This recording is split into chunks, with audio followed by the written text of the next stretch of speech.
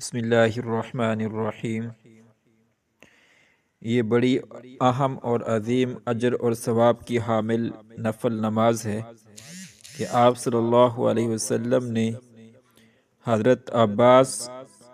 اور حضرت جعفر بن ابی طالب رضی اللہ عنہما کو یہ نماز بڑی تاکید کے بعد بطور تحفہ سکھائی تھی۔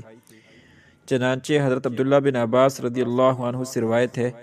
کہ رسول اللہ صلی اللہ علیہ وسلم نے ایک دن اپنے چچا حضرت عباس بن عبد المطلب سے فرمایا کہ اے عباس، اے میرے محترم چچا، کیا میں آپ کی خدمت میں ایک گراں قدر عطیہ اور ایک قیمتی تحفہ پیش کروں؟ کیا میں آپ کو خاص بات بتاؤں؟ کیا میں آپ کے 10 کام اور آپ کی 10 خدمتیں کروں؟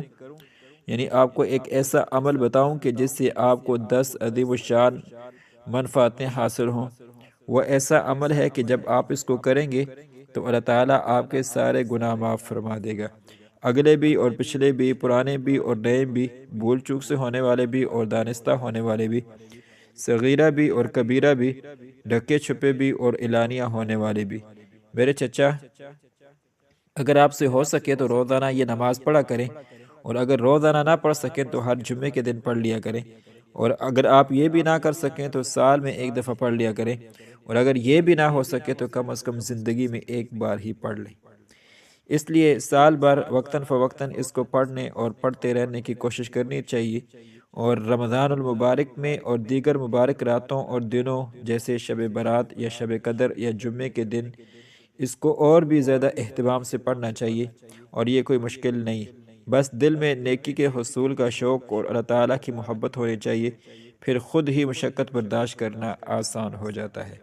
اس نماز کو پڑھنے کی سب سے بڑی فضیلت کہ اس سے 10 قسم کے گناہ معاف ہو جاتے ہیں، اگلے گناہ، پچھلے گناہ، پرانے گناہ، نئے گناہ، غلطی سے کیے ہوئے گناہ، جان کر کیے ہوئے گناہ، چھپ کر کیے ہوئے گناہ، کھلم کھلا کیے ہوئے گناہ، چھوٹے گناہ، بڑے گناہ۔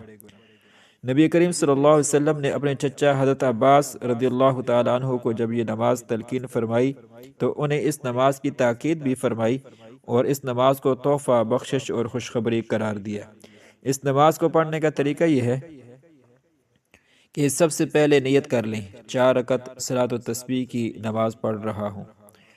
اللہ اکبر، پھر ہاتھ باندھ لے اور حسب معمول ثنا پڑھے۔ ثنا یہ ہے سبحانک اللہم سے لے کر ولا الہ غیرک تک، پھر اعوذ باللہ من الشیطان الرجیم اور بسم اللہ الرحمن الرحیم پڑھ کر سورہ فاتحہ اور کوئی سورت پڑھے، پھر 15 مرتبہ یہ تسبیح پڑھے، سبحان اللہ والحمد للہ ولا الہ الا اللہ واللہ اکبر۔ رکوع میں جانے کے بعد حسب معمول 3 مرتبہ سبحان ربی العظیم پڑھے، اور پھر 10 مرتبہ مذکورہ بالا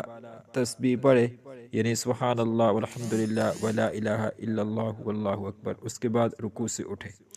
رکوع سے اٹھتے ہوئے پہلے حسب معمول سمیع اللہ لمن حمدہ کہے، اور کھڑا ہو کر ربنا لک الحمد کہے، پھر کھڑے کھڑے 10 مرتبہ یہی تسبیح پڑھے، پھر اللہ اکبر کہتے ہوئے سجدے میں جائے اور حسب معمول سبحان ربی الاعلیٰ 3 مرتبہ پڑھے، پھر سجدے میں 10 مرتبہ یہی تسبیح پڑھے، اور اس کے بعد اللہ اکبر کہہ کر سجدے سے اٹھے، سجدے سے اٹھ کر بیٹھے اور بیٹھے بیٹھے 10 مرتبہ یہی تسبیح پڑھے، پھر اللہ اکبر کہہ کر دوسرے سجدے میں جائے، دوسرے سجدے میں جا کر حسب معمول پہلے سبحان ربی الاعلیٰ 3 مرتبہ پڑھے، پھر سجدے میں 10 مرتبہ یہی تسبیح پڑھے، دوسرے سجدے کے بعد بیٹھ کر مذکورہ بالا تسبیح 10 مرتبہ پڑھے، پھر دوسری رکعت کے لیے کھڑا ہو جائے۔ اس طرح ایک رکعت میں 75 مرتبہ یہ تسبیحات پڑھی جائیں گی، اور اسی طرح باقی 3 رکعتیں بھی پوری پڑھ لے، یوں 4 رکعتوں میں کل 300 تسبیحات ہو جائیں گی۔ دوسری اور چوتھی رکعت کے قعدے میں یہ تسبیحات التحیات پڑھنے کے بعد پڑھے۔